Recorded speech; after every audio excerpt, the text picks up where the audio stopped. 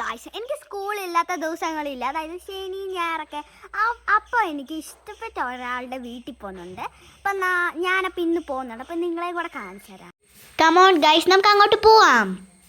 Guys, ഞാൻ പറഞ്ഞ ആൾ ഇതാണ് ഗൈസ് എൻ്റെ ഫ്രണ്ട്. നിങ്ങൾക്ക് പൂച്ച പേടിയാണോ എന്ന് പറയണേ ഗൈസ്. പിന്നെ പണ്ട് എനിക്കില്ല ഒരു പൂച്ച ആന്തിയിട്ടുള്ളതുകൊണ്ട് പൂച്ചകളെ ഭയങ്കര പേടിയായിരുന്നു. എനിക്ക് ഇതിന് ഭയങ്കര ഇഷ്ടമാണ് ഗായ്സ്. ഇത് കണ്ടോ ഗായ്സ്, കടിക്കത്തുമില്ല മാന്തത്തുമില്ല, നല്ല കുഞ്ഞുങ്ങളെ കൂട്ട് തന്നെ ഇരിക്കുവേ ഗായ്സ്, നല്ല രസമാണ്.